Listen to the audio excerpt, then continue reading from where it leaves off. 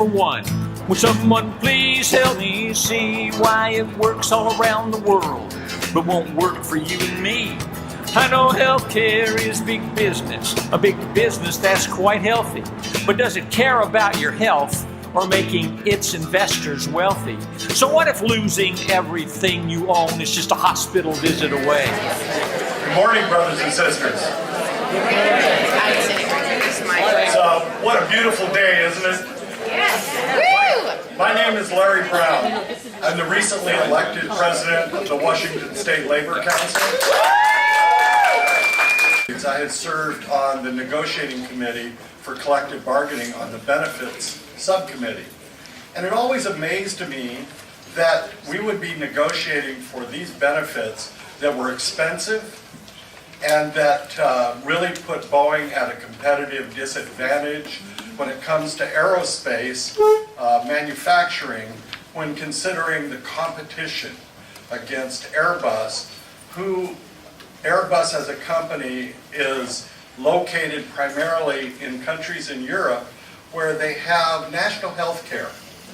And when you think about the tens of thousands of employees at Boeing, most of them are union members, receiving somewhere between $12,000 and $16,000 a month in health care benefits.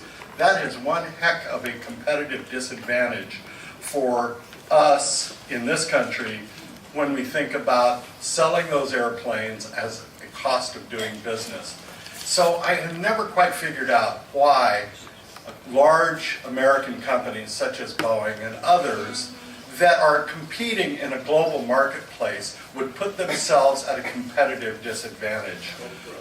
I guess I believe that perhaps they would rather use healthcare as a method of creating leverage and whipsawing employees and use it as leverage. So this work is so important for not only the fact that healthcare is a human right, but it's healthcare is for all is a smart public policy.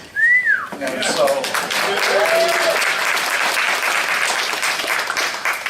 with respect to the title of healthcare as a human right, that seems to me as obvious as we ought to love our children, our parents, our spouse, our neighbors, and so we have to fight for this. And thank you for doing that work. So it is my job here today to introduce one of my favorite people in the world, and that is my new partner at the Washington State Labor Council, April Sims. You know, they say in politics that there are workhorses and there are show horses. And let me tell you, April Sims is both of those things in spades. She is dynamite. A real labor leader. She came out of WFC. She has a lot of experience, but she has led the political program at the Washington State Labor Council and is a great leader, and I'm so happy to be serving with her. Please give a warm welcome to April Sims.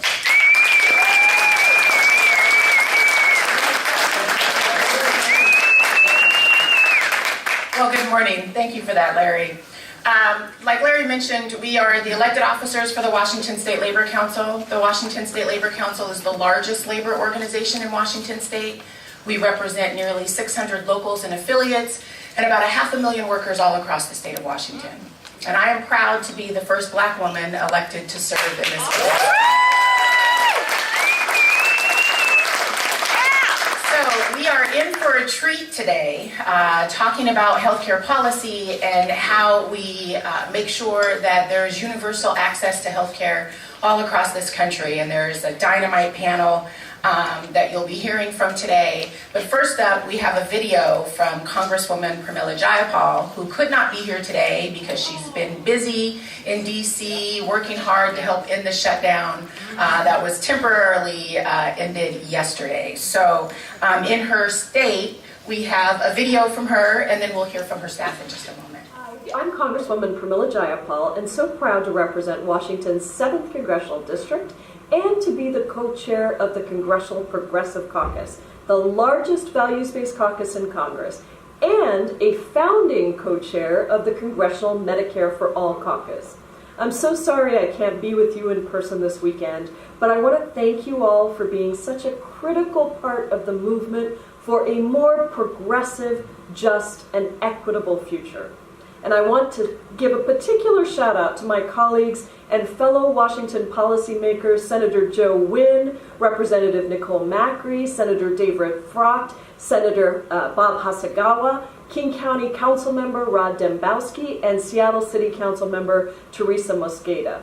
And to David Loud and all of the organizers who made this incredible event happen, thank you for all you do for our state and our communities. Because of your work and your support, we are at this critical tipping point in the fight for healthcare justice. Today, Medicare for All has record support from coast to coast. More than 70% of all Americans now support Medicare for All. And over 70 members of Congress have joined the Medicare for All caucus. Let me just say, this is not some crazy radical idea that's not ready for the United States. In fact, we're the only industrialized country in the world that does not provide government-funded healthcare for all of our residents. Now is the time. Our movement is stronger than ever, and our fight is just getting started. I am really proud to this year be taking over as the lead sponsor of the Medicare for All bill in the U.S. House of Representatives. Very shortly, I'll be introducing that bill. The bill improves and expands the overwhelmingly popular Medicare program so that every person living in the United States has guaranteed access to health care with comprehensive benefits. Those benefits include dental, vision, prescription drugs, women's reproductive health services, maternity and newborn care, and long-term care. Under Medicare for All, patients will have absolutely no copays or deductibles and will have the freedom to choose the doctors and hospitals they wish to see. Roughly 30 million Americans are uninsured, and another 40 million Americans are underinsured. A Medicare for All program ensures that all of us can obtain the care that we need. Every person, regardless of your income, should be guaranteed quality health care as a basic human right. It should not be something that is only available to the richest or to the wealthiest people in this country. It shouldn't be a system where pharmaceutical companies have $125 billion in profit while people are dying because they can't afford health care. That's not our America. Here in Congress, I've secured commitments for the first time from our new Democratic majority leadership to, again, for the first time in history, hold hearings on this vital legislation. But as you all know, change only happens when we have advocates both on the inside and the outside of our institutions. And that's why it's critical that we build and strengthen our strong grassroots movement across the United States to demand that in our states and here in Congress that we support universal health care. And I need your help on a state level. It's as simple as this. If Congress is unable to devise a system for all residents of the United States to have comprehensive, affordable health care, then the states should. And last year, my bill, the State-Based Universal Health Care Act, would allow states like Washington to create comprehensive universal health care plans. So many people in this room were critical to helping to draft that bill because you all in Washington state and across the country understand that our states can be the laboratories for this kind of work. Our people need health care. How many more people have to prolong a hospital visit or be forced into debt over health care or die before we take action? We're going to make Medicare for All a reality. But it is going to take all of us working together in the halls of Congress, in the state legislatures, and in our communities. Hear it loud, hear it clear. We will have universal health care in the United States. I'm so grateful to all of you for continuing this fight. Dedicated activists from across the country who have been leading, who have been putting themselves on the line, who are committed to educating, organizing, and mobilizing the American people in support of universal health care and Medicare for All. Thank you for all that you do. Together, we will make this a reality.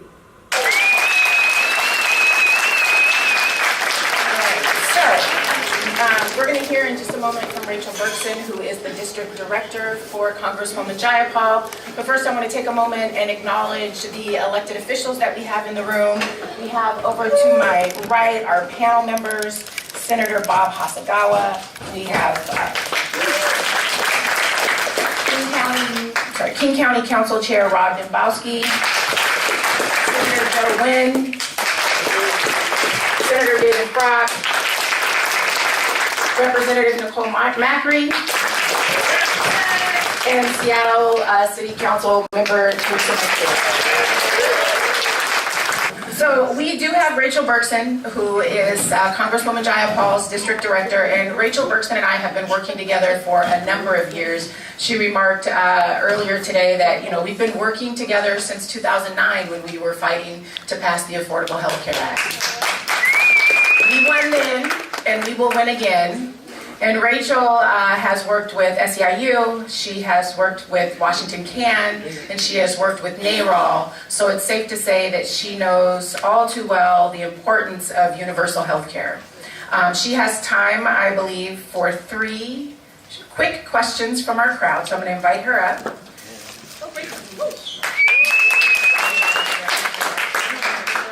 Okay, so 3 questions. The current legislation that's being proposed does not allow for the denying of for-profit providers. It doesn't include coverage for documented and all others. It doesn't include everybody in, nobody out from the day one. Can you do a discussion on that? Repeat the question. Do you want me to repeat the question? I think he's asking about some provisions that are in the current bill. I think Which bill is this? This is the bill that Congresswoman Jayapal is introducing. They have updated what the original bill was HR-676. There's another proposal that was out there that was Bernie Sanders' proposal, which was a Senate bill 1804. This bill is a new bill that has taken aspects of both of these bills to come together and make a strong bill. Some of these questions, this bill is not yet totally finalized, and there are some questions that are still being worked out. I think the gentleman, I'm sorry, what was your name in the front? Merle Adler. Merle Adler here in the front is asking questions about not-for-profit providers. He's asking specifically, he's asking, does the bill ban for-profit providers? So I can answer that. At this moment, this bill takes away all profit from healthcare. So there is no incentive to have for-profit providers.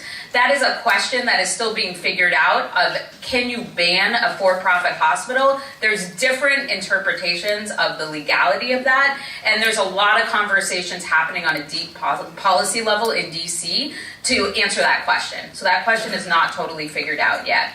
The question on coverage for documented and legal permanent residents is a question that the Congresswoman, of course, as an immigrant herself and as a fighter for immigrant rights over several decades, is deeply enmeshed in, and we're figuring that out of exactly what that's going to look like. We don't have the details yet, but we know that as we roll that out, it's going to be messaging is going to be incredibly important on that piece, and that's something that still is being worked out.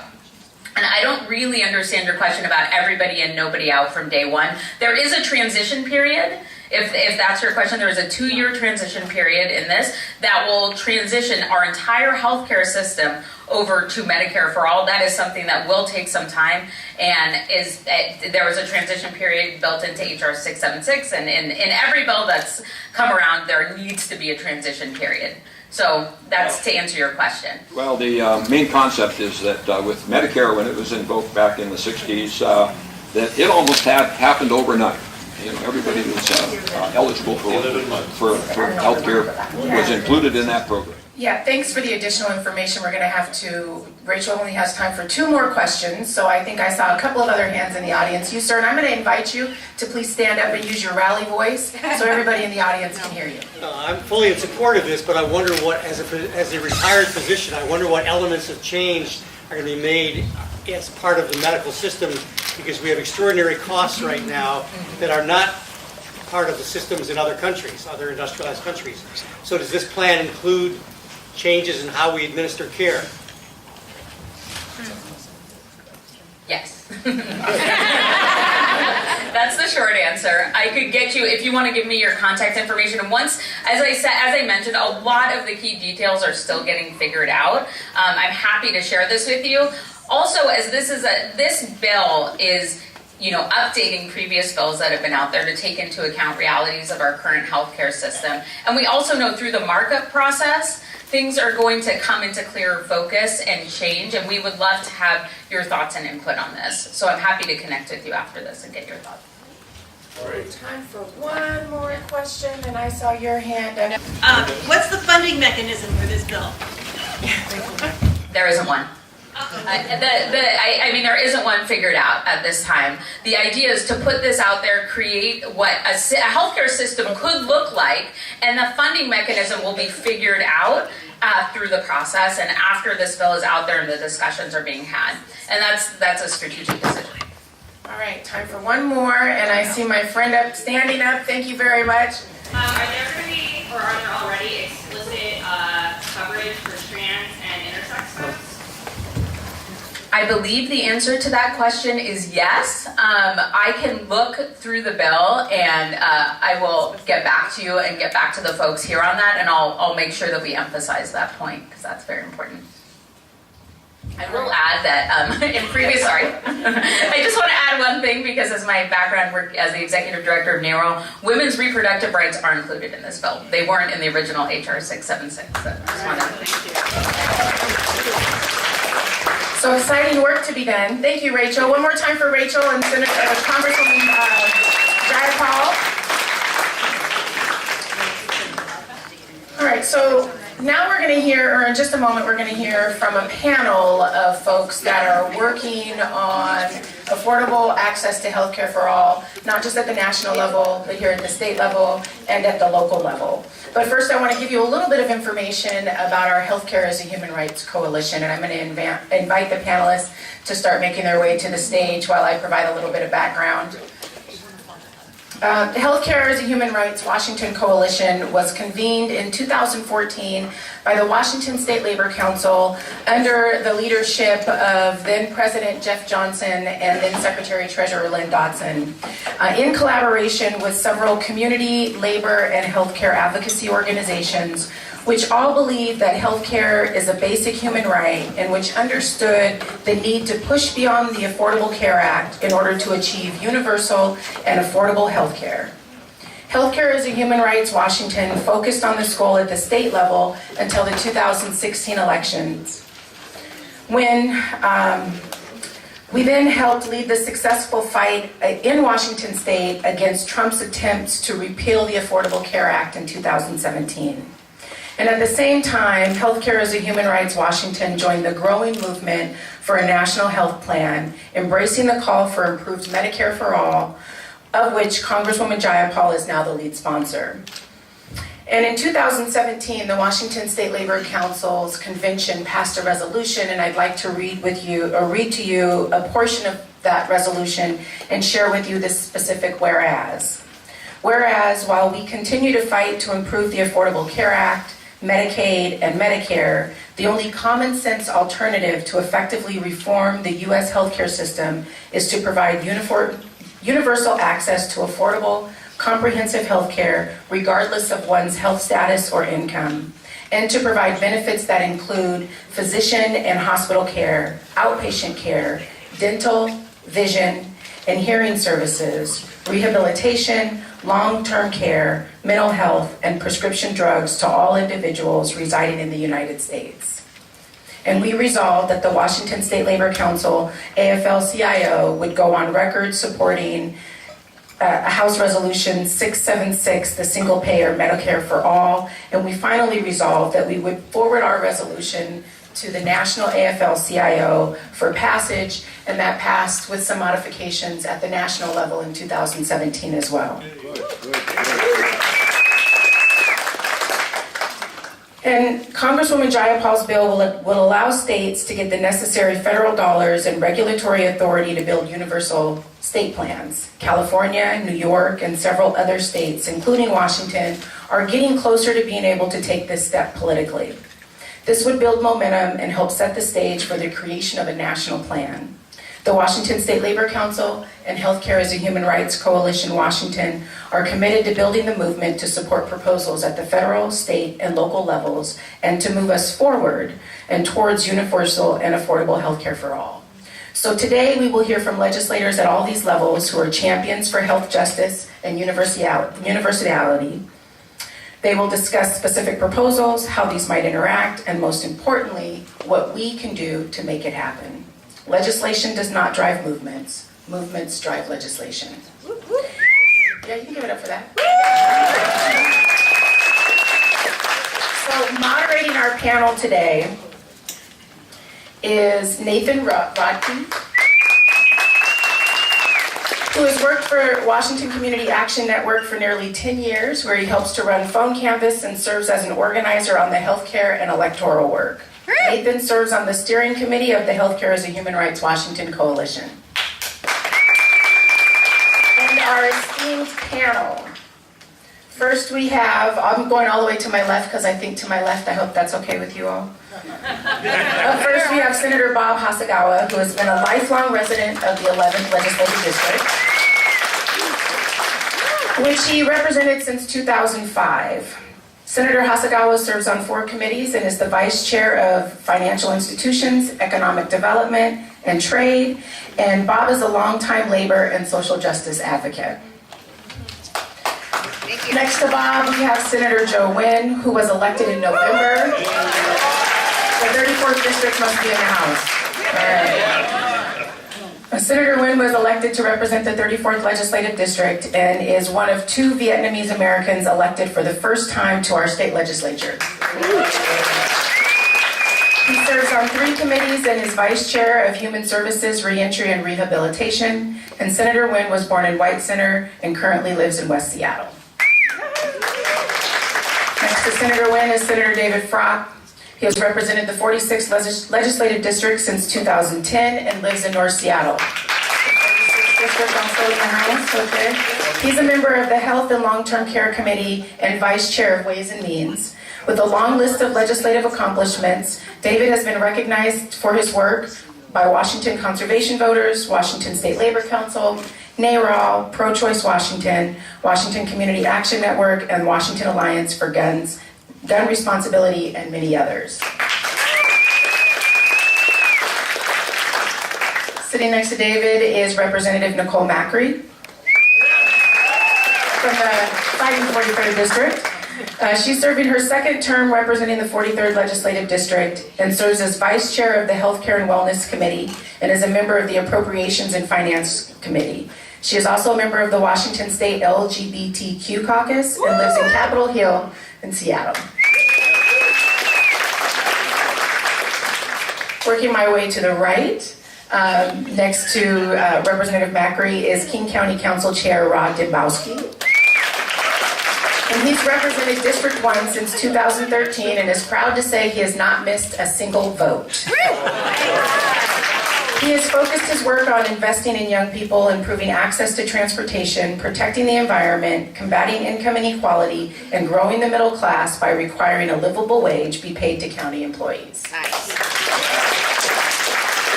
He has fought for parents and families by authorizing legislation that would guarantee paid parental leave for King County employees, and he serves on the Board of Health. He was born in King County and has been a longtime community volunteer.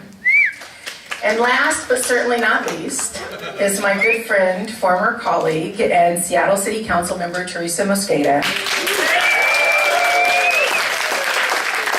who was elected in 2017 to the citywide position 8. She serves as Chair of Housing, Health, Energy, and Workers' Rights, and is Vice Chair of Gender Equity, Safe Communities, New Americans, and Education. Her top priority on the council is promoting healthy communities, and Teresa served as the staffer for the Healthcare as a Human Rights Coalition for a number of years when she was on staff with the State Labor Council. Nice. Teresa is a 3rd-generation Mexican American, the daughter of educators and activists, and she rents an apartment on Queen Anne. So please welcome our panel. And I'm going to turn this over to my talented facilitator. All right, we heard about the panel. I want to thank all of you guys for coming. Give yourselves a hand. for all of their accomplishments, and they're distinguished, and it's awesome. They're here for you. Never forget that. They're here for you. So thank you guys all for coming. Thank you to the State Labor Council, Larry Brown, April Sims. Thank you guys very much for making healthcare as a human right a reality. And thank you guys again for helping us get all of our victories on healthcare. We do get bogged down. There's plenty of problems, but I was talking with Richard Berkson about it. People that were here for the ACA, they're still here now. You guys are still here fighting, and we're really grateful for you guys. Passing the ACA was a big victory. We got the Medicaid expansion, no more exclusions for pre-existing conditions, lifetime caps, no getting dropped when you get sick. Those things make it a lot better to have a health insurance policy. So those are good things. We've had a lot of victories on reproductive rights. And my personal favorite, because I want to talk a little bit about the victories. I got two little ones. I got a 3-year-old and a 5-year-old, and I have greatly benefited from this myself. But Washington State, after the federal legislation on the CHIP bill passed, we all made it a reality for Washington State to make sure that every single child had health care. So, yeah, thank you guys for giving yourselves a hand. You guys deserve it. But we're here about what's in front of us. There's still a lot of problems in our healthcare system. We still have people declaring medical bankruptcy. People are still scared to go to the doctor. We still don't have long-term care. Still, a lot of people don't have dental coverage. Can we talk about deductibles? Are deductibles good right now? No. Yeah. Premiums, copays. 7 million people have lost insurance since Trump took office. And how many people are underinsured? It's getting pretty bad, obviously. But again, we're here about the solution. So let's talk about that.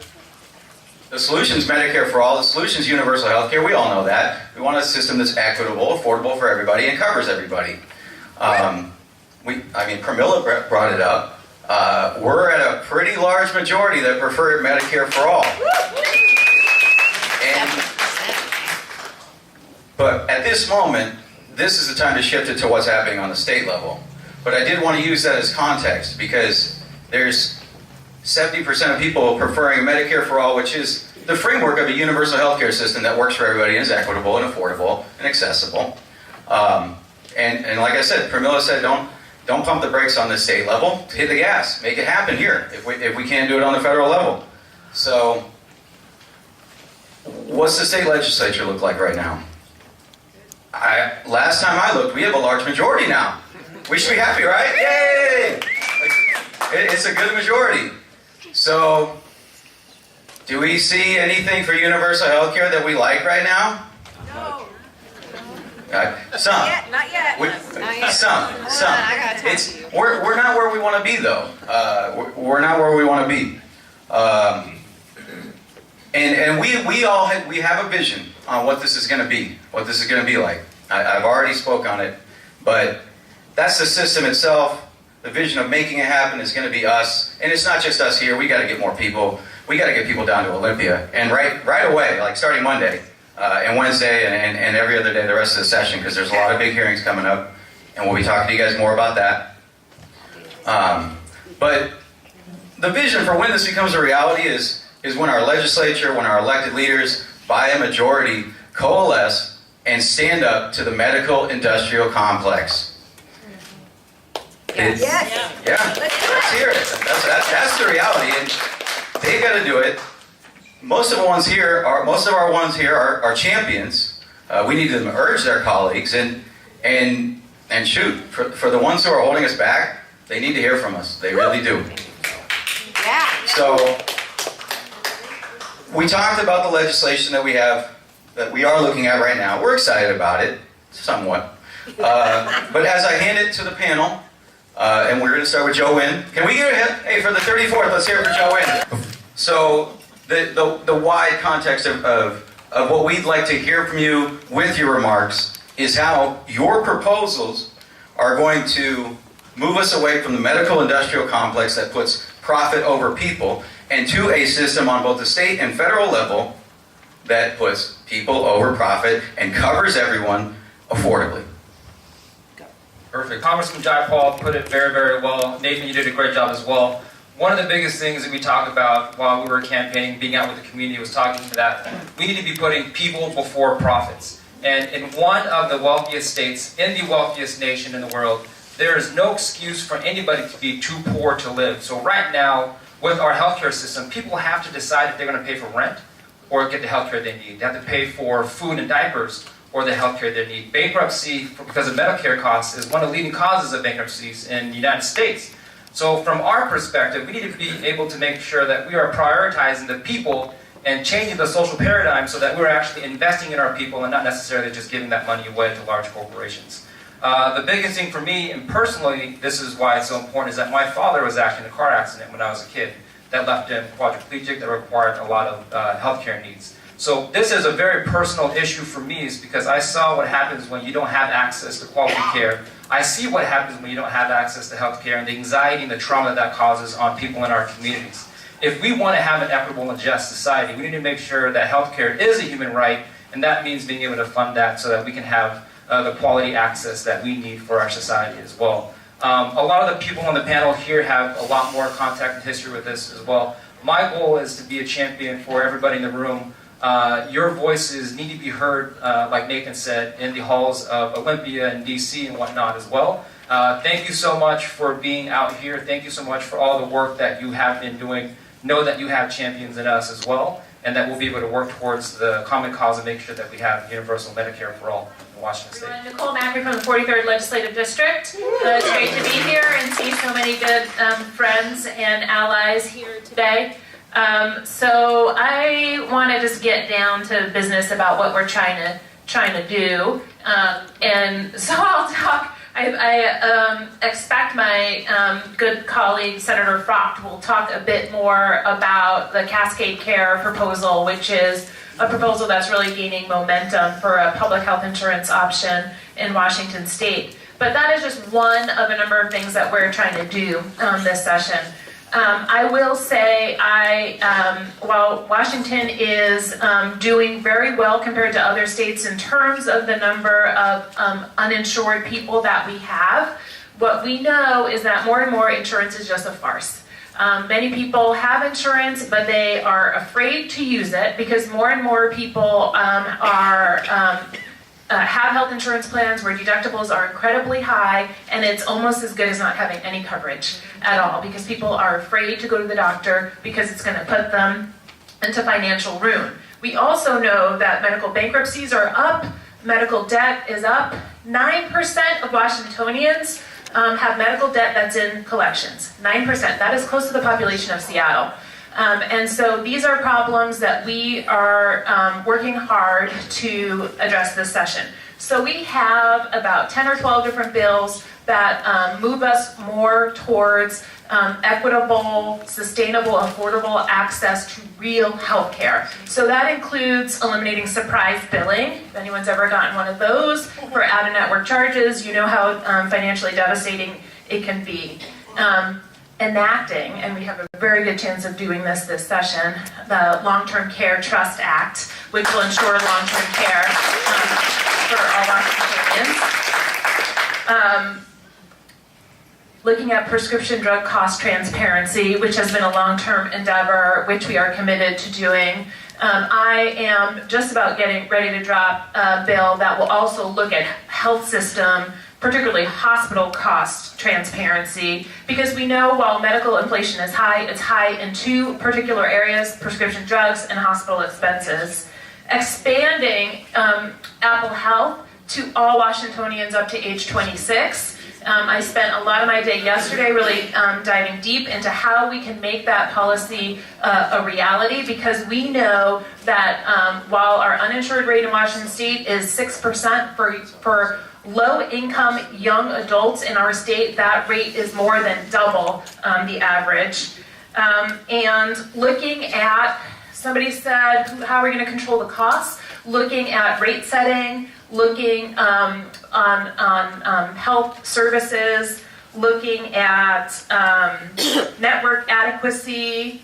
And the one thing I really want to talk about is around what is the vision? How are we setting a vision? All these things step us in the right direction, Senator Frocht and I have been working with many people in this room to really set that vision for universal care.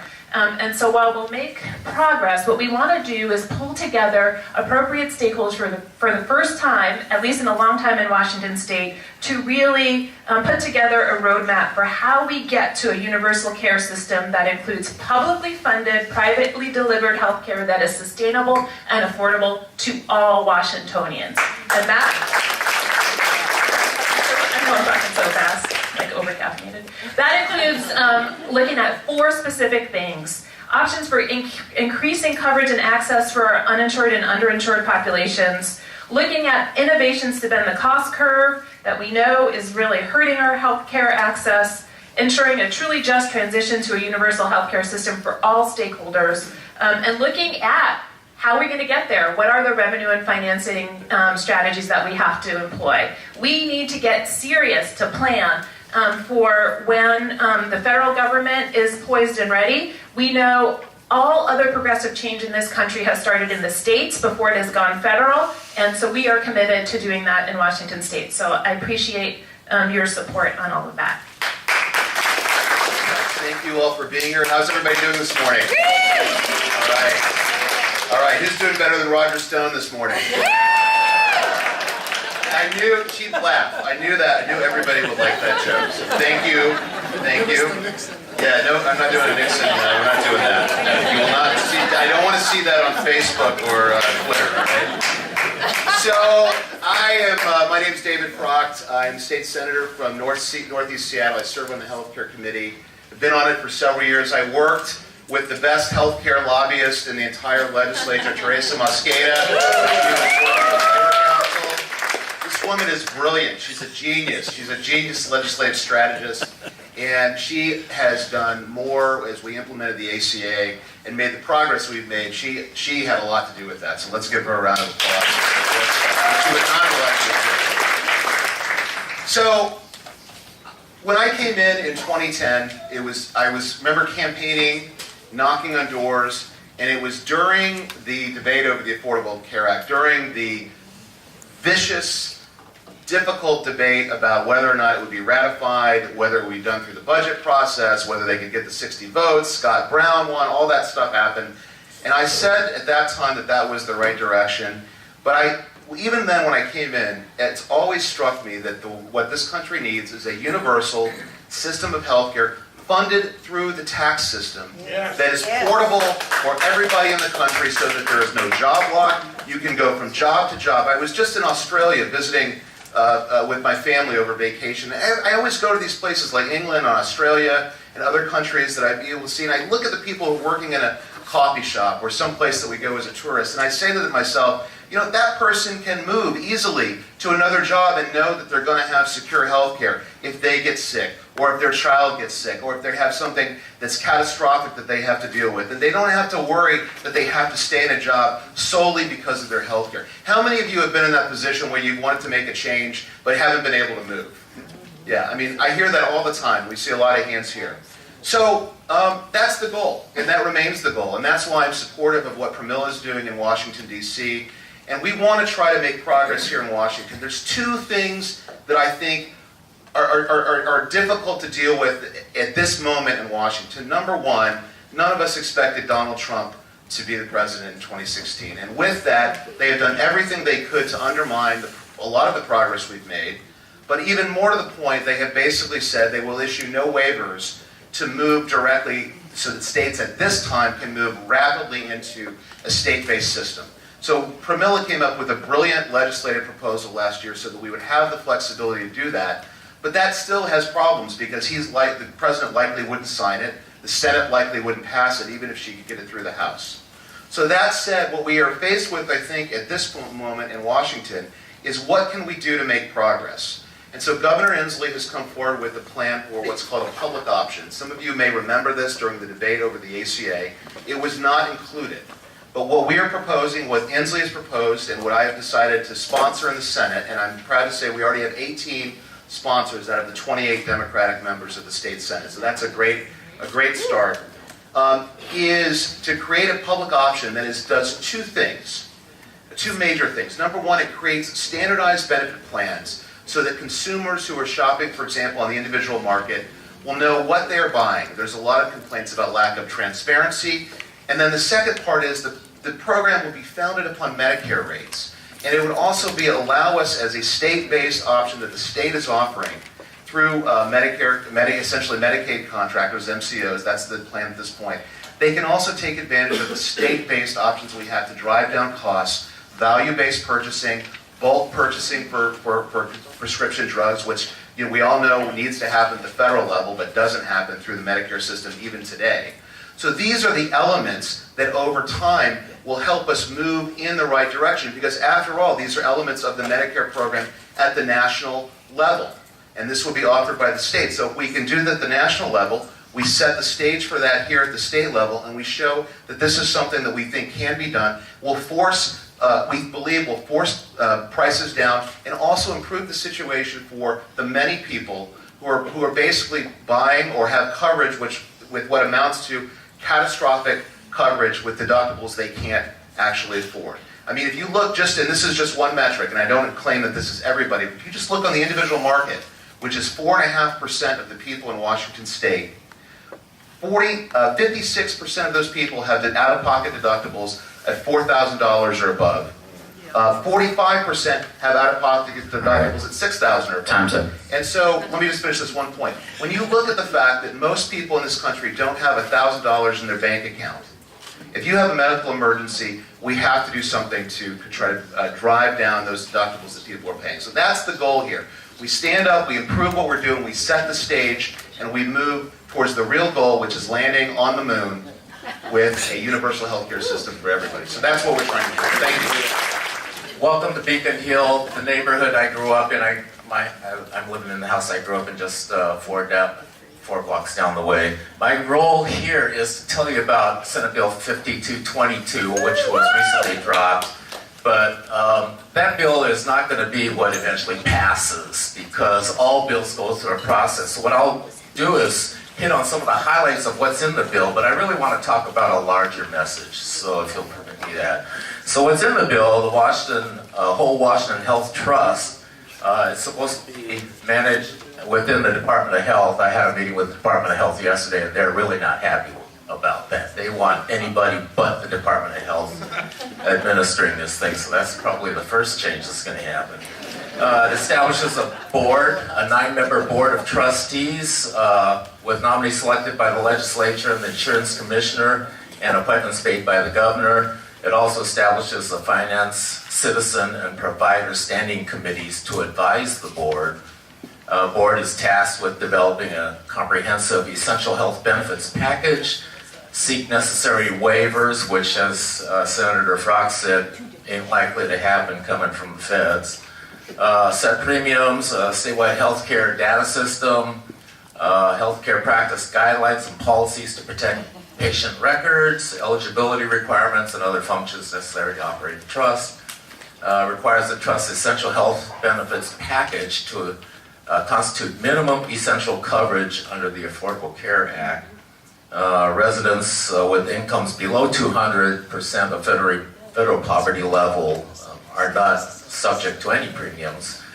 Premiums may not exceed $200 a month for those who are above that income threshold. And the trust is only to be used as a secondary benefit. The final thing that I want to point out is that the health security assessment is levied beginning January 1, 2024 on employers based on their employees' individual wages. So that's what's fundamentally in the bill. And like I said, the bill is likely, the prospects for it this session don't look really good, because I've had a universal coverage proposal since I first came in the legislature back in 2005. And last year there were several proposals. So the Healthcare Committee had set aside one work session day, a full day, well, a 2-hour time block, to hear about all, I think there was 4 proposals there. And at that time I had a different proposal which I called VA for All, because my thinking is that it's good to provide coverage for everybody, but you also want to provide the services as in the VA system, because then you can better control costs. And using the public health system to do that. But this year, I am sponsoring this whole Washington bill. But what I really want to talk about is what it's going to take to get anything. And the previous panelists have alluded to the difficulty of getting to where we're at, but fundamentally it's about power. We don't have enough power to get it done.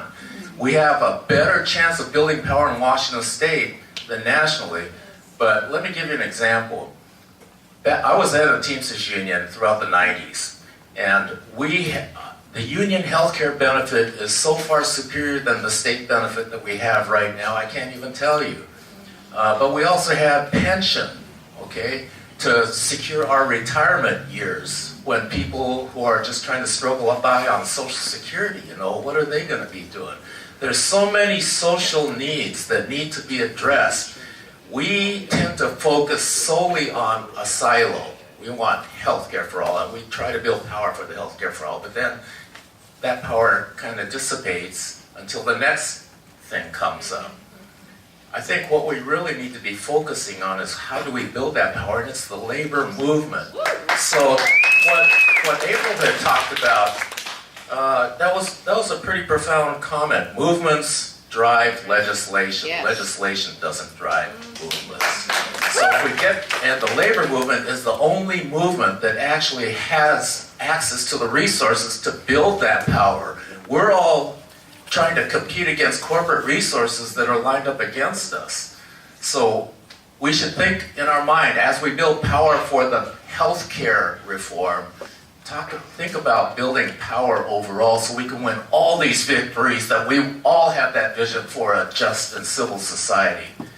My time's up. Thank you. Thank you. Good morning. Good morning. So it's wonderful to see you all. I want to thank Healthcare as a Human Right for pulling this together today. If you're not a part of the coalition, sign up. Thank Washington CAN for their long-standing commitment to fighting for healthcare as a human right.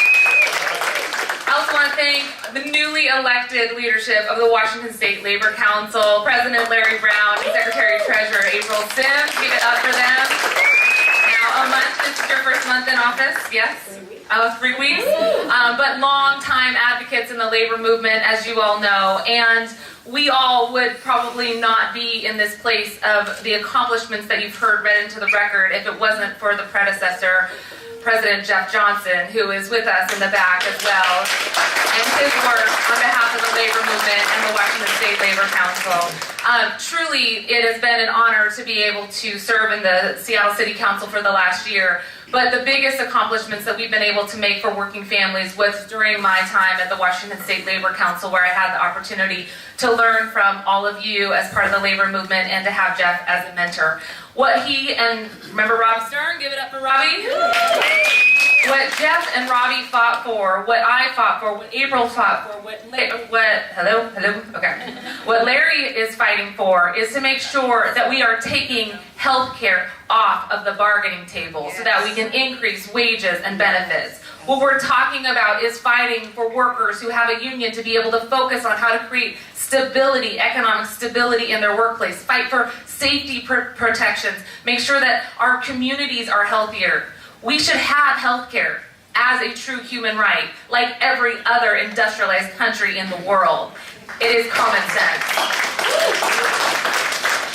And part of the movement making around this has really resulted in a handful of incredible policies that I think is creating momentum for us, for this year, for this legislature, to fight back and create those incredibly needed health care for everyone. Remember basic health, where we fought to say no matter if you're working poor, no matter if you have children or not, you should be able to have access to health care. Who was on basic health at one point in their life? Me too. Remember when we fought for Washington Health Security Trust? We're fighting for health care for farm workers. We fought for universal health care for kiddos because regardless of your documentation status, you should be able to have access to health care. And we fought for other things like making sure that insurance and prescription drug companies cannot mine our data and target us and advertise to us and use our information against us. We've also fought, and this is something that Jeff and Robbie worked on 10 years ago, to say we in this state ought to know which companies, which large companies have recipients on Medicaid so that the large corporations are paying their fair share. We want to make sure that those large corporations who have workers and dependents on Medicaid, we want them to have that coverage, which by the way is incredible and it's really good, and we want to continue to make sure people have access to it, but we want them to pay their fair share. Guess what? That legislation passed 10 years ago and a report has been generated year after year. And which company do you think is always on the top of that list? Walmart. Followed by McDonald's. Followed by places like Kroger. Followed by Starbucks. Well, guess what? 10 years ago, Amazon was ranked number 382nd in this state, in Washington State, for having workers and dependents on Medicaid. Guess where they ranked in last month's report? 5. Number 6. They are within the top 10 of the companies in Washington State who have workers and their children on Medicaid. I want them to pay their fair share. And Representative Reeves also has a bill that is taking off of the work that we did about 4 or 5 years ago, and we think that there's a chance that that can help advance. But I tell you all of these because I think that they line up. They are the building blocks of creating universal health care. They are the building blocks of single payer. And we together can fight to make sure that that vision is created in terms of reality. This is the panel of state legislators who have been fighting the industrial medical complex, and they need more allies. So think about running if you haven't already. Get your fellow colleagues to run, because we need folks who are going to get into office and stand on principles and fight for health care as a true human right. We talk a lot about the national level, and it is an embarrassment internationally that we are in a country that doesn't have universal health care, universal child care, access to housing as a human right. It is an embarrassment, and we will keep fighting at the national level, and applaud Senator Jayapal and her colleagues as well who are fighting for this. But what we need to do is to make... Did I say Senator Jayapal? Yeah. Well, I just gave her a promotion. She was our senator, now congressional woman Jayapal. Okay. So we're going to continue to support her and get her promotion too. And we also know that we have to act locally, right? We have 1 in 4 kiddos in Seattle who are in poverty and near poverty. We have 1 in 3 working families who are in poverty or near poverty in King County. We have in Seattle alone 67,000 individuals without health insurance. And 31,000 of them are working families between the income of 138% federal poverty level to 400% poverty level. They are not folks who should be left out. They are our working families, our neighbors, the folks who are building the buildings, cleaning the buildings, writing the code in our buildings. They are everyone we care about, and everyone should have access to health care. Now, with 67,000 people uninsured in our city alone and larger at the King County region, we're working together with Councilmember Dombowski to advance the research that Northwest Health Law Advocates has helped to create. Janet Barron's in the back there. With a grant from the PHPDA, the large old building that's around the corner, they were able to do some initial research. We put $35,000 into a grant for Janet to complete research on what it would look like to create universal health care in Seattle. But the reality is, we got to do it at the King County level if we're going to make a true impact for all of our families who've been pushed out of this city, pushed into poverty, had the suburbanization of poverty in our local cities as well. So we're going to work on the King County level with our colleague, Councilmember Dombowski. Good afternoon, or good morning, and thank you very much for being here. I often say it's a poor decision to follow Councilmember Gossett on the King County Council. You don't want to follow Councilmember Mosqueda with talk like that. But whenever this woman reaches out and asks you to partner, the answer is yes. Not only can she talk the talk, but she walks the walk. She does the work day in and day out. And that's why I'm excited to have partnered with her. We both serve. I served as chair of the Board of Health for 3 years, wrapping that up. But Councilmember Mosqueda was a very active partner on the Board of Health. And in the first meeting of 2018, she came and said, Rod, we need to take some action here on access to health care. And the Board of Health adopted a resolution, Resolution 1801, the very first one in 2018, that said we want to commence an effort to cover, in particular, our uninsured immigrant and refugee population. Yes. As you know, despite the tremendous progress I think we made with Obamacare, the Affordable Care Act, because of, frankly, racist policies immigrants and refugees, undocumented folks, are excluded by law. Excluded by law. And I'll tell you what motivates me personally. Senator Nguyen, you talked a little bit about your dad. Growing up here in King County, I was a family, didn't have health insurance, okay? No coverage. My health care was provided at a King County Public Health Clinic in Renton. And you knew you could walk in there, you didn't need an insurance card, and you got the care you needed. And I got to be a little bit healthier because of that. Didn't have dental care. The University of Washington Dental School worked on these pearly whites, okay? They did a good job, but we went there, we went to those places because there was no insurance in our household. So this is a personal thing to me. I understand from personal experience what it means to be left out of the system and have those barriers to health care and the results that can accrue. And the results that can accrue, I had an infection as a child in my ear.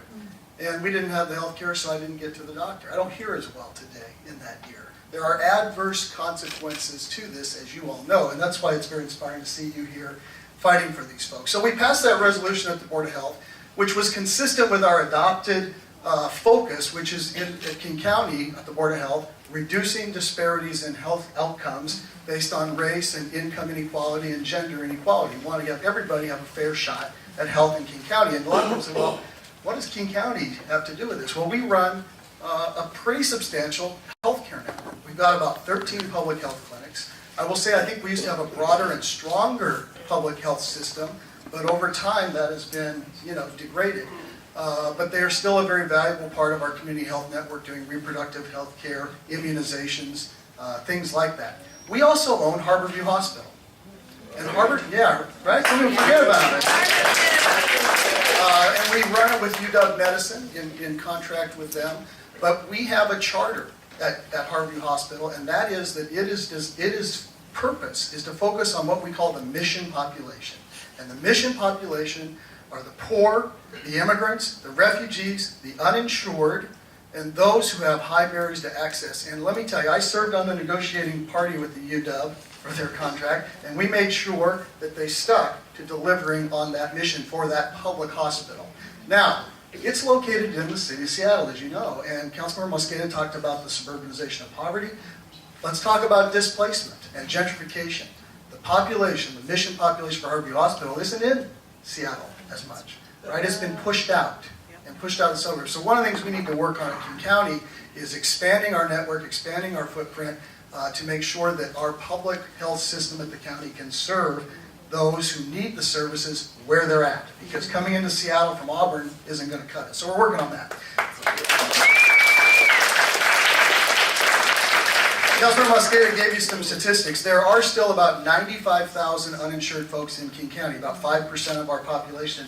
I have on my wall one map, and that is pre-Obamacare and post-Obamacare coverage rates. And Senator Frocht and I would talk about this out in the community, and it's made a vast difference, particularly from about this spot down to the South County border. It went from red to blue in terms of coverage. But we still have 95,000 folks, and when you are an elected leader, you have that public trust to do good and take care of the basic needs for your constituents. That includes folks who work here, pay taxes, right? Send their kids here, are growing up, and that includes our immigrant and refugee community. So in our budget, let me tell you, following the Board of Health's resolution in the King County budget, I ran an amendment that held $500,000 of our public health budget and asked them to do a report on the feasibility for a public health option that is based on the Northwest Health Law Advocates report and works in conjunction with them. We're going to expect that report on the feasibility back by June 30th of this year. That's phase one. The county council is going to have to take action on it. And you talked about power, Senator Hasegawa, and we need more power, we need more activism, and it's tough at the state level, and it's getting a little easier or tough at the federal level, a little easier at the state level. King County can do this. We need you to engage when that report comes back, and we're happy to work with you to let you know when, and push for phase two, which would come at the end of this year, to develop a pilot project and stand this up so that no person in this county, regardless of immigration status or income level, suffers what kids like me suffer, where you can't go see a doctor because you don't have the health care. So thank you for being here. That's what we're doing, and we're going to get it done, I think. Take a step back and talk a little bit about our role in what's going on here. We have some volunteers and organizers that are going to start circulating one of these cards that talks a little bit about what's about to happen. On Monday, SB 5292, which will hold prescription drug companies accountable for their high prescription drug prices. There's a bill, 5292. The hearing is Monday at 1:30. We are going to circulate flyers for a little more information on that, and also a clipboard. And we would love for you to sign down to get on our rapid response list so we can get in contact with you on how to get you down there. We already have a couple folks lined up that are going to give some really compelling testimony, and we're really excited about that and the work we're getting done. But the more the merrier, because again, the pressure that you guys put on the legislature on all of this is really what's going to make the difference. So that's Monday. Don't forget about Wednesday. Wednesday is the hearing for Cascade Care. So we'd love to hear your comments for that. We want to see you down in Olympia for that. Please sign down on the clipboard so that we can get in contact with you on how to get you down there and have your voice heard on that important piece of legislation. Also, we've got a couple other bills that are going to come up. One of them just dropped, I think, yesterday. Senator Joe Wynn, we want to thank you very much for dropping Senate Bill, SB 1697, which is health coverage for young adults. It expands access to health care for all young adults up to age 26 in the entire state. Right now it's 19, so we give those undocumented folks the same level of access that their peers have. This is something we are proud to be fighting for. Thank you. When we get a hearing on that, we want folks down there to represent on that one as well. And then the last one is surprise billing. We want to thank Nicole Macri for being a champion on that. Please get your names on these clipboards. This is how we activate our membership and our folks to join us. And I do want to follow up with a few questions. And we'll start, if it's all right, Senator Fruck, we want to ask a little more about Cascade Care. We really do like covering more folks. That's awesome. We want to cover more folks. We will have questions from the audience. It's just like a few more minutes of this, and then we will take questions from the audience. So we like that. But we just want to know, really two things. First, how does it, if we're covering more folks through private insurers, how does that move us away from an entrenched health insurance system that's part of, like I like to say, medical industrial complex? But the other part is also Cascade Care. I feel like there's more opportunity there. I'm excited. I would like to see, or I'd like to hear how the state can invest further into this plan so that we're addressing deductibles, not just for the people that are the target group right now, but everybody that's taking part in the exchange and everybody that's subject to the high copays, deductibles, and premiums, and push that number down, not at around 10%, but closer to like 6%. Yeah, thank you for the question. So I know there's probably a lot of people in this room who are saying or are concerned that it doesn't go far enough, and I totally get that.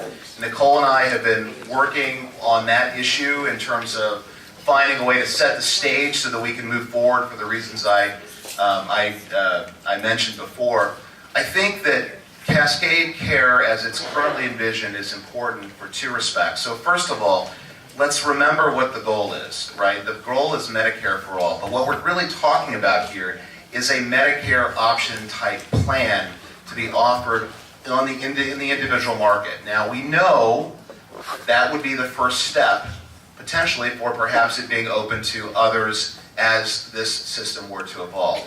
But there's two things that that it will do. It will, number one, I think, put downward pressure on those that are for those who are in the individual market, and potentially also those who are in the group markets in terms of the premiums that that people have to pay, the cost-sharing subsidies, which, as I mentioned, is a really, really important feature of that. It also would be offered through the vision is through the nonprofit companies that are essentially delivering Medicaid and Apple Health at this time. So they would basically expand up into this. So the companies that are opposed to this are the private, if you will, health insurance plans, even the ones that are nonprofit in our state, Regents, the other ones, Primera, et cetera. They're very opposed to this because they don't want the competition.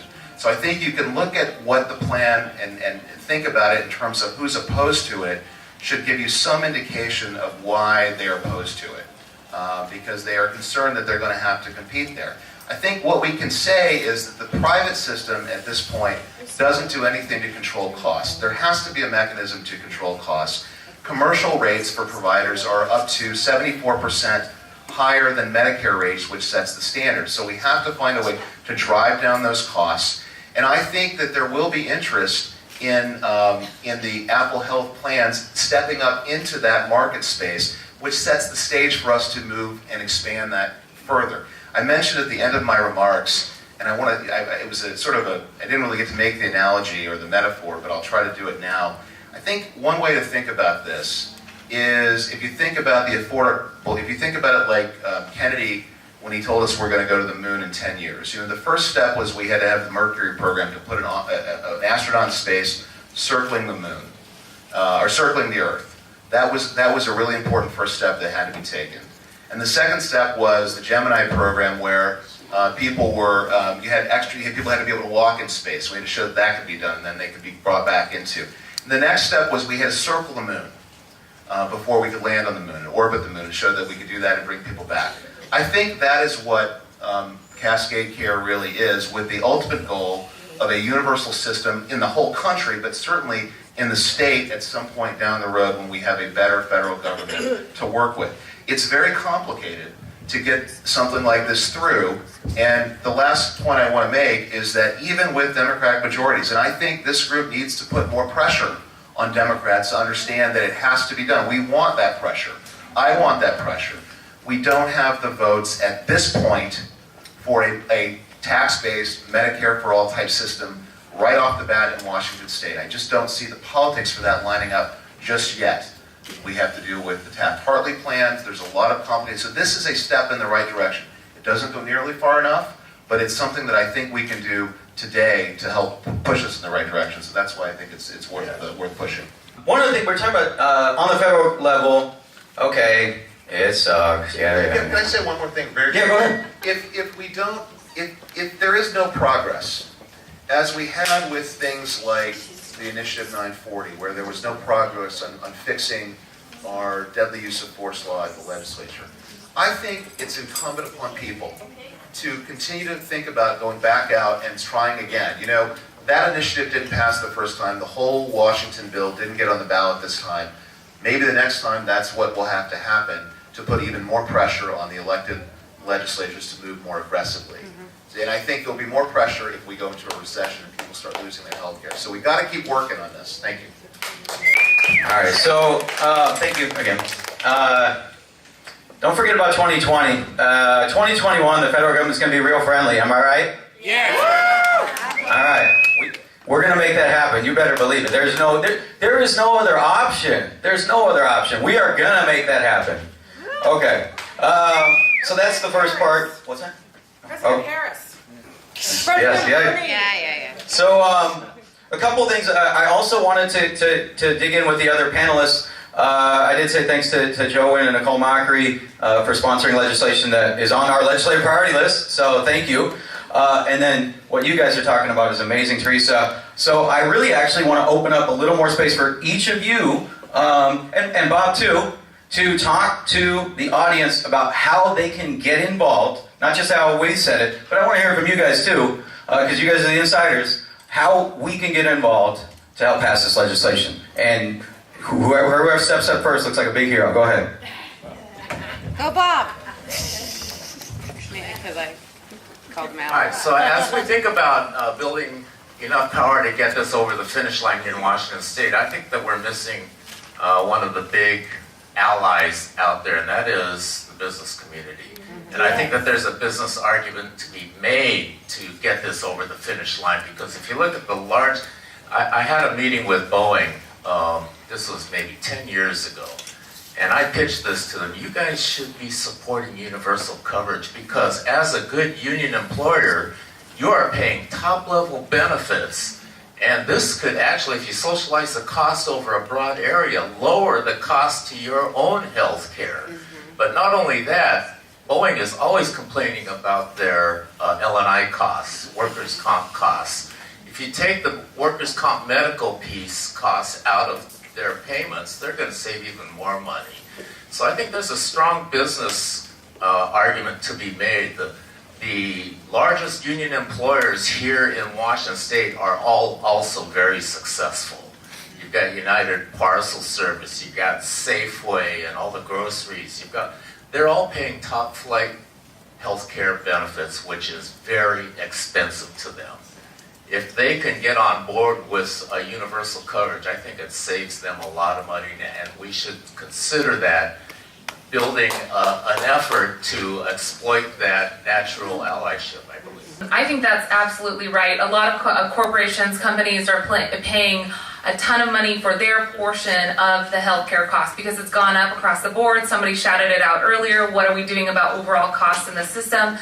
We need to get that under control because it's affecting some of those employers as well. Yes, that's true. And I do want the high road employers who are recognizing that it is better for their employees to have healthcare and who have been continuing to offer healthcare to be part of the solution. I think that that's a really good point. And then the other side of the spectrum, for example, the companies that I mentioned year after year who are cutting hours to less than 30 hours a week to try to avoid their responsibility under the Affordable Care Act and to make the state and federal government pick up what should be their share of healthcare costs. We, I think, are going to support Senator or Representative Reeves' bill that requires them to pay their portion of the state and federal costs. And I think both of those things can then squish people to say nobody is going to get out of this without paying their fair share. And if you want a true solution, sign up for healthcare as a human right and a universal solution. That's, I think, how we get to both of them. Yeah, we have to definitely engage the private sector, and that includes both large and small businesses across our state. But if we think about health coverage needs in terms of a hierarchy, I would offer that there are different segments to the current health insurance market, that it's a total mess and it's totally complicated, but essentially we have our self-insureds, our big companies and our big labor unions. We have large group insurance, small group insurance, individual market insurance, and then state-related coverage. And Medicare, of course, that's the big one, which is federal coverage and veterans coverage as well. But in that area of state-based coverage, I think it's important to understand that we are building leverage, I think, for a universal care system because we are growing the number of folks who have state-based coverage. So the primary area where the state is the buyer, the purchaser of healthcare is in our Apple Health Medicaid system. We have about 1.8 million people across the state enrolled in Medicaid. We also have just under 400,000 public employees through the Public Employees Benefit Program. And on top of that, we are launching a new state-based school employees benefit program that will add another 300,000 enrollees. So that is 2.5 million people out of the 7 million people in Washington, or over 1/3 of Washingtonians. Once the school employees benefit program launches, will be involved in state-based healthcare. That gives us a lot of leverage, and I think builds the movement for universal care. Now, what Senator Frocht is talking about, Cascade Care, is a solution for the 200,000 people in the individual market, which is non-job-based care. So we're building, again, more leverage. The bill that Senator Wynn and I are working on, the expanding Apple Health to young adults, is small, but would add another 10 to 20,000 folks into state-based care. And so that is the other side of the strategy, is that the more folks who obtain health care, the fewer folks who want to see that health care go away. And the more that health care is associated with the state of Washington, the more leverage we will have. So that is part of the strategy. So I just wanted to name that as well. Just for those of you interested in what Councilmember Mosqueda and I are now calling MLK Care for Martin Luther King County, We just made that up. we've got a roadmap thanks to the work done by the Northwest Health Law Advocates. We are doing the work at the Public Health Department this year. I'm a strong believer in Martin Luther King's discussion about the fierce urgency of now, getting it done now. We're here at Roberto Maestas, who's talking about the beloved community. We're talking about the fierce urgency now of helping the beloved community And in terms of strategy, one of the things I love about serving on the King County Council legislators is there's only 9 of us, and it takes 5 votes to pass something. And no executive veto, okay? It's, right, Councilmember Mosqueda? There's only 5 votes you gotta get, okay? Not bicameral, and our budget is $11.7 billion every 2 years. I mean, we are a big government that can do big things, and this is affordable. The numbers estimated in the report, just to give you an idea of scale, would be in 53 million in 2020, growing to 68 million by 2025 to cover the gap in King County. You've heard of the Best Starts for Kids levy? Okay, we voted to tax ourselves. That raises about $65 million a year for about 13 cents on your property tax. The Veterans, Humans, and Seniors levy, about the same. 1/10 of a penny sales tax for the mental illness and drug dependency, $65 million. There's 3 programs that this county has stood up with the support of the voters that are in this ballpark. This can be done, and it can be done soon and strategically. Let me just show you, we passed 12 weeks of paid leave for new parents in the county. It went to the state. They passed 12 weeks of paid leave. Last year, we said we're going to pay for ballot postage on every vote. It spread like wildfire and went statewide. The local ability to be nimble and responsive to community needs can change things kind of upstream. And so there's some things to think about strategically. Thank you. One thing I wanted to add is just take a close look at what you've been handed here. We want to make sure that you guys get directly involved on Monday. Please, if you can, send an email to Committee Chair Annette Cleveland at annette.cleveland@leg.wa.gov to say that you support SB 5292. If you can't make it down there, please send that email. Shoot, do it right now. If y'all got smartphones, do it right now. Do you know what time it is? What time it's meeting? Yeah, the hearing is at 1:30. Thank you. It's in the Senate building. I don't have the specific room, but once you get in the building, there are monitors that'll direct you from there. All right, yeah. Senator Arthur, how's it going? And then we're going to take some questions from the audience. So one thing to think about as a side note is it's going to collect a lot of money, right? Well, that money could be held at a publicly owned state bank, and then we can leverage it. Yes. The problem with insurance company delivered benefits is despite standard plans, they're consistently denied drugs and procedures at the site, which leaves the patient and doctor without an option. I was astonished to hear you describe Regents and Primera as not-for-profit companies. I was astonished to hear you describe companies that deliver Apple Care as not-for-profits. They are indeed for-profits, with a single exception. Washington has a state health care authority. The highest salary paid in that business, in that state agency, in 2017 was $213,000. Now there is a large not-for-profit that used to be Group Health that is now Kaiser Permanente that does a lot of Apple Care and other care in this state. We don't have the data for 2018, but because it is the only not-for-profit, they had to file a federal tax return, which is available online.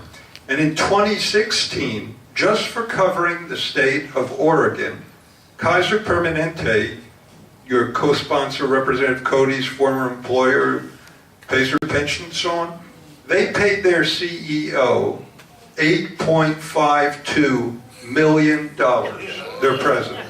And he couldn't do that work in Oregon without 19 vice presidents.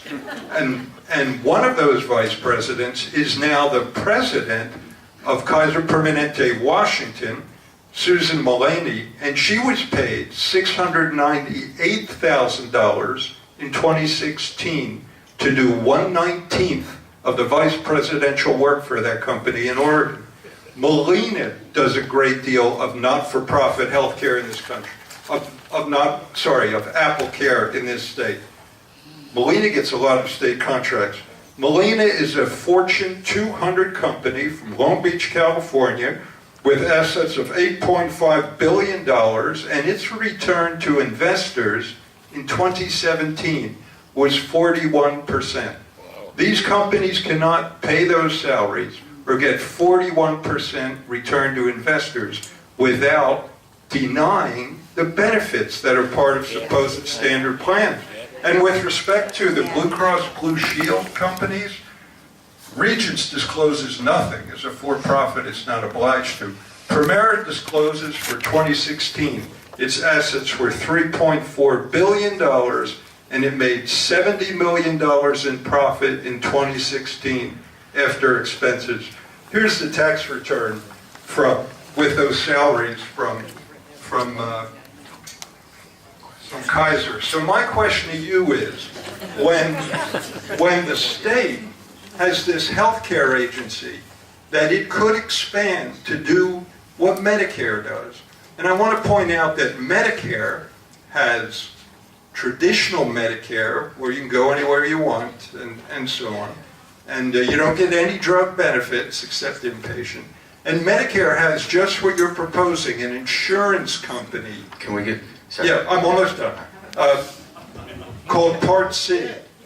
Well, across America, 66% of Americans chose the traditional and not to get their Medicare through an insurance. So my question is, why in Washington State does that Cascade bill assume that the insurance companies could hire people to give the plan, but the state, with much lower overhead, could not? I think it's a fair question. I take your point completely. So again, let me start out by saying what I said in the beginning, which is that I support and believe that we ought to have a Medicare, a nonprofit-based healthcare system provided through our tax system in the United States. And healthcare can be delivered in a variety of ways. But we had the healthcare, that type of program last year. We didn't get enough support to even get it out of the healthcare committee in the Senate. So I'm not here to say that this is the end game, but I do believe that if you set the precedent of having the state delivering care based on Medicare rates with bulk purchasing, value-based purchasing, and other options, that is an advancement. It is not the end goal. It is circling the moon. It's not landing on the moon to where we need to go. So I don't dispute what you're saying, and I certainly don't believe that this should be what we should be ultimately striving for. I do think it is in the realm of what is possible given the politics that exist in the legislature today. Now, we can blow it up and pretend that, and not do anything in this space at all, and we can still have 300,000 of our fellow Washingtonians paying as much as 50 or 60% of their income for very high premiums and very high deductibles. So I think that we ought to try to drive down and put downward pressure for the system that we have, because I don't think that we have the ability at the moment to get the necessary federal waivers we would have to truly transform the system. We have to redirect all of those payment streams. We can't get the Medicare waiver from the HCA to move in the direction that you're advocating. That's not going to happen in the next 2 years. That's not me saying I wish it wouldn't happen. That is I think, immutable fact of the Trump administration, where they've said we're not going to give those kinds of waivers. And so I think what we have to do is try to make progress within the realm of what we can do now and continue to work towards a better system. And that's why I think it's worth exploring this. But I think we need to continue the dialogue. Thank you. Teresa. Okay. Thanks. Very briefly, I think your point is well taken. I think everybody in this room wants to get out of the for-profit driven problem, which is inherent in our system. We have a system that, regardless of the plans that we're talking about here, still has a dollar associated with healthcare, and that is fundamentally the problem. But when it comes to sort of unraveling this mess of a web that's been created, one key component that I want us to remember is that the reason that we have some of these plans who are participating in Medicaid and Apple Health is because we have historically underfunded, for example, public health. We in Washington State don't have the public health system that they have even in California. We don't have local community health clinics like they do in other parts of the country and in other countries. We are relying on federally qualified health centers, community health centers. We have pushed incredibly hard to create school-based health clinics. We are trying in every asset to bump up the services that are provided at the few public health clinics that are out there that used to offer WIC and other services. But we have historically underfunded public health. And so as we think about creating a system that offers, yes, that plastic insurance card that will have the Washington State or public logo on it, we also have to think about how we get the money back in hand so we can truly create the public health system and clinics and services and dollars for providers that actually equal the ability to create healthcare across the state, including in our regional areas. And when I say that I think we can rebuild that back, it's because the money is there. We just haven't invested it into that public system. When I talk about corporations not paying their fair share of Medicaid and other public services, just for Medicaid alone, the Apple Health contributions alone, when I add up the report from last month, it is $2.5 billion with a B, $2.5 billion worth of services that they have received for workers and dependents. So the dollars are there. As we build the building blocks back, we can recoup those dollars, put them back into the system, and actually create a public health clinic system in our state. So I have lived with multiple sclerosis since I was 16 years old. That's 25 years next month. Yay! Today I'm walking. Yesterday I wasn't. So this is something I deal with my entire life. It's every day, it's every moment. I was the face of the charity care campaign against Swedish Problem because I had to go medically bankrupt because they lied and said that they couldn't deal with my thing. So I love that we're moving forward. I love that the Cascade Care HB 23 is out there, but of course, as you know, it's not what I want. It's not what's going to happen. And what really concerns me is calling it a public option. Yeah. When it's not a public option. And by doing that, that's my biggest problem right here. By saying that it's a public option when it isn't, it's degrading what a public option is. And then when you're going towards that public option, which by the way, I was the face of charity care, you know you have me and I'm down there Wednesday and Monday. I'm here fighting for you, but if you're going to say it's a public option when it's not, we lose everybody who's not here. Because then they're saying, oh, now they're lying to us. Oh, they said it was a public option and it's not. And so my real question is, how are you going to move from the framing of saying it's a public option when you know it's not?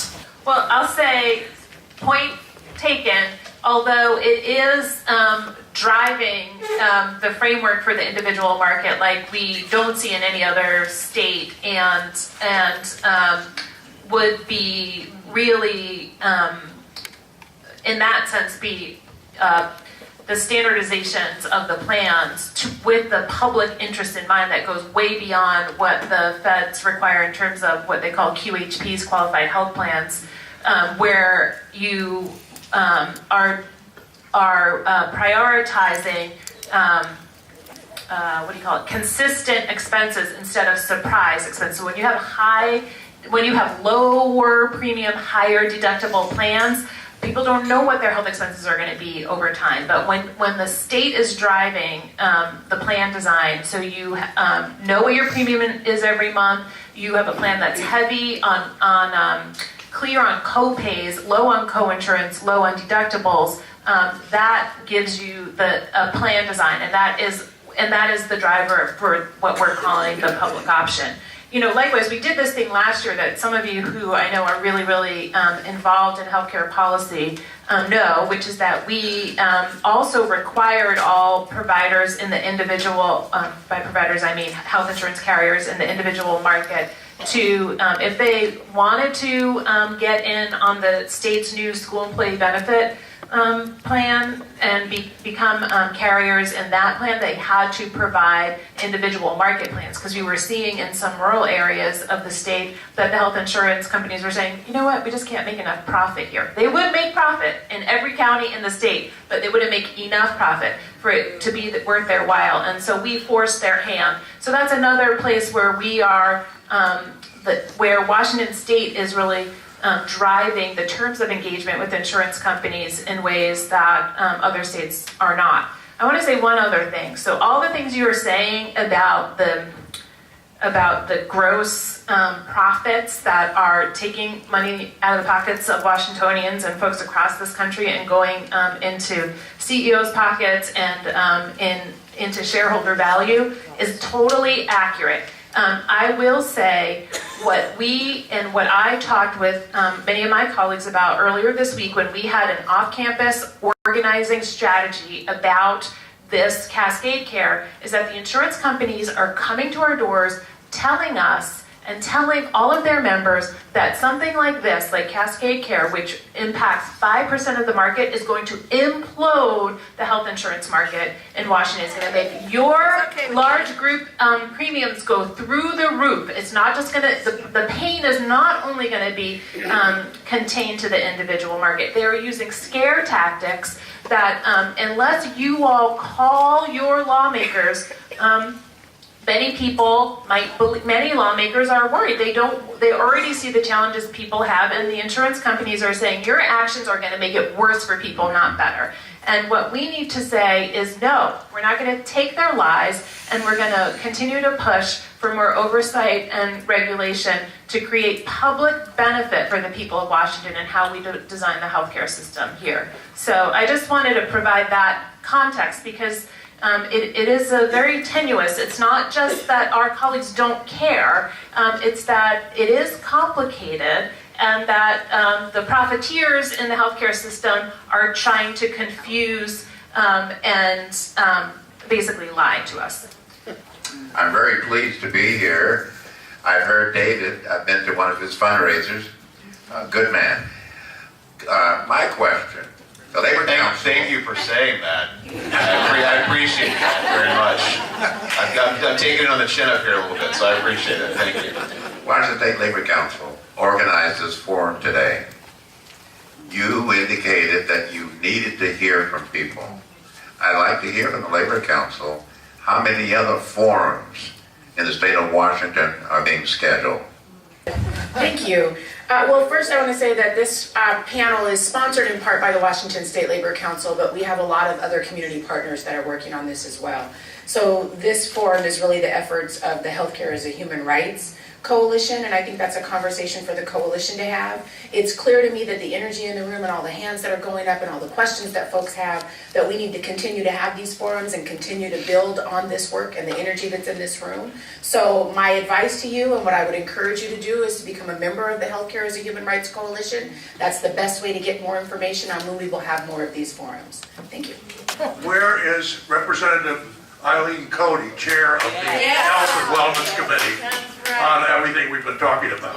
I'm not sure that any of us are able to speak for Representative Cody because she's not here, but I'll say that I know she is the prime sponsor of the Cascade Care bill. I'm a second signer on that bill in the House, and she also is the prime sponsor on the putting an end to surprise billing in the House, and so she's been working in these strategies. She's been talking a lot with those of us who are working on these other strategies. Beyond that, you have to ask her where she is on these issues.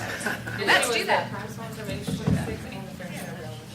Yeah, she's been a champion since the 90s on a lot of these issues, and I can say in my conversations with her, shares the vision for getting us to a truly universal care system. But for more specifics, I think she takes emails and calls. I have a question for anyone on the panel about the financing of a state-based single-payer program. My understanding is that it would approximately triple the budget of the state of Washington to include, to pay for health care for everyone. And I could present how I get that number. And my question is, are you willing to accept the responsibility and the risks of tripling the state budget, the risk being bankrupting the state? I know at the Healthcare Now conference that they had on Medicare for All in last November or so, there was a workshop from the state of New Jersey where they investigated the cost of state single payer, and they came up with the figure that it would triple the budget of the state, and they were not willing to take the risk. And their solution was to ask the federal government to have Medicare take over the state in terms of health care. It's a fair point. It's something that has to be raised. I mean, that's part of the challenge that we have. I think that for any state-based system, and this is why I think that Pramila's bill was so important, you have to have the ability to redirect federal payment streams. About half of our budget, the actual state budget is the second largest expenditure besides education is for our low-income healthcare, essentially our public insurance. It's not so much a public option, I take the point of the young woman before, but it is public insurance, publicly funded insurance. And that's about 40% of our, well, maybe not that much, but it's a significant part of our state budget. And so we'd have to have the ability to redirect some of those streams. I think over time you'd have to basically have the private market and employers who are providing health insurance would have to be paying into some kind of system. That's why I say you'd have to basically change the tax system in the state or nationally to do it. So I don't think those things are wrong. And I think ultimately that's where we should go. We finance our Medicare system through our tax system. And I think that's ultimately where we should be headed. But it's difficult to do without the cooperation, with the federal government at the state level to at least begin to. So one of the things that Nicole and others are working on, and myself, is if we do any of these things, we need to have a working system to basically figure out how you would, in detail, get to a universal financing system in the state of Washington, if that's the direction that we want to go, which I think all of us would like to. Thank you. We have a gentleman circulating the mic. Look for him. Hello, my name is Eileen. I have a little comment about Pascal was saying that we should be reaching out to the business community. I think it's a waste of time because if they were unhappy with the system we have now, they would have said something before. And historically, this was adopted in the Nixon administration as to avoid universal coverage. So that's basically my 5 cents. Thank you. With a 2-year transition period necessary to roll out any program that gets passed in the legislature, don't we need to have something ready in 2021 when we can get action on the federal level? So if it takes 2 years, I know there's a better bill out there that needs to be written. It's something called, we used to call it the bridge bill, and we were promised that this bill would be introduced in this session, and it would actually have a hearing, and actually on the same day as the public option, quote unquote, that is not a public option bill.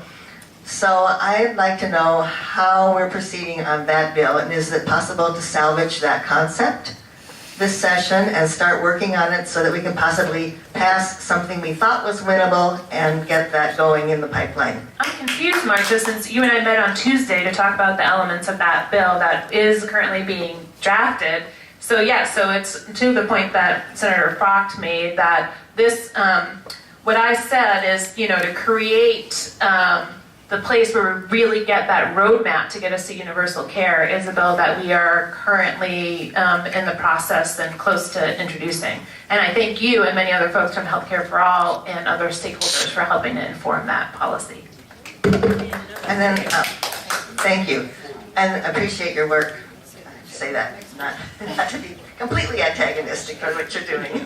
Thank you for your work and for working with us. And I think that, just so you know, that the legislation that Nicole and we talked to you about earlier, that we intend to, I believe, will be dropped in both the House and the Senate. So Glad to hear it. Thank you. That's progress. I appreciate that. And then the other question is on the orange flyer. Why don't we have the Wednesday healthcare hearing on the Cascade Care bill? Why isn't that listed? And can we tell everybody about that right now or soon?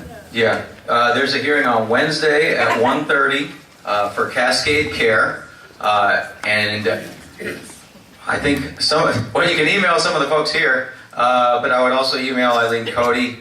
She's the chair of the Senate or the House Healthcare Committee, and yeah, I would start with her, but also email your own representatives to let them know what your thoughts are on the Cascade Care bill. Hi, I'm addressing myself to the need to make this Section 3 of the Cody bill, which is neither, the words Cascade Care are not in the bill, nor is the word public option in the bill, so I don't know why it's being called either one. However, when I started my practice in 1984, I signed up with DSHS as a Medicaid provider. I accepted Medicaid and I'm a pediatrician, so I didn't have to deal with Medicare. It was public. I sent my bills to Olympia, and it was paid out of public funds. I think Section 3 should have the healthcare authority run this program. We can have the insurance companies do claims processing, but can we actually have the healthcare authority run the plan? Yes or no with a little bit of follow-up. I'll say the issue is around who bears the risk, and the issue really goes back to this question that was about the impacts on the state budget.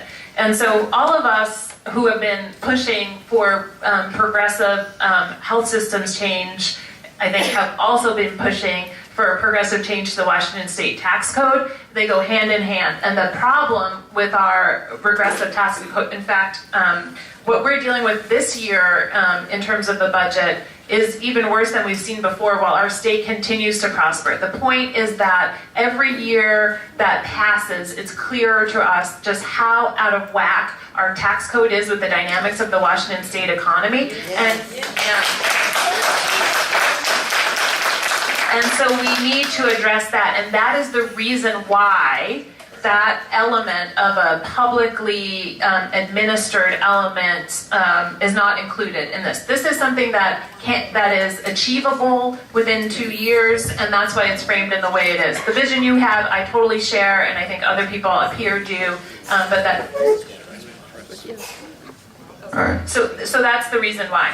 But I think that kind of feedback is helpful. So for those of you who are knowledgeable enough about those sort of details, giving that kind of constructive feedback, either when you come down on Wednesday for the hearing or in emails to your lawmakers would be really, really helpful. So thanks for that, sir.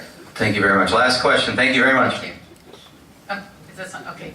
2 quick questions. First of all, thank you for mentioning public health. We are way underfunded for that, and several initiatives, of whom I will not mention the name, have created that. Yes. My 2 questions are the following. Number 1, we cannot actually have affordable health care in this country if we do not actually have everyone paying in individual mandate, which was in the ACA and was taken out. Every other country does that, except ours. My question to you is, why do we not have an option for being able to buy into PEB and SEB, which you mentioned, because that already has very good premiums, access to care across the board? Why are creating an entirely new system, another insurance premium, when we actually already have a very good state-based one? Thank you. Yeah, that's a good question, and I think that should be part of our vision, and I think part of the roadmap that we're trying to set is to explore questions like that. I think the answer is the same as my previous answer about the risk-bearing to the state. The other dynamic is that that's an employer plan, and so we can't just allow non-employees to buy into it because of the tax.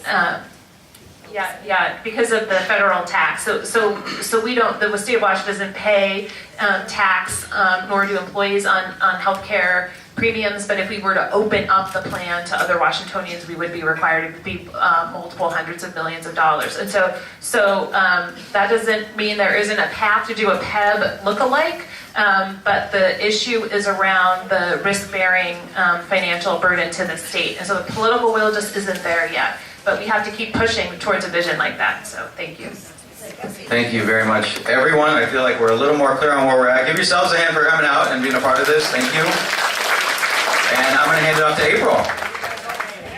Well, I have the pleasure of wrapping up our forum today. I want to thank you all for coming out. It's clear from the energy in the room and the fact that you are all here on this beautiful Saturday afternoon that there is passion and a real need for us to continue these forums and to continue these conversations. But what I do want to say is if we really want everyone in and nobody out, if we believe that healthcare truly is a human right, and that means universal access that is available to everyone, it's going to take all of us in this room.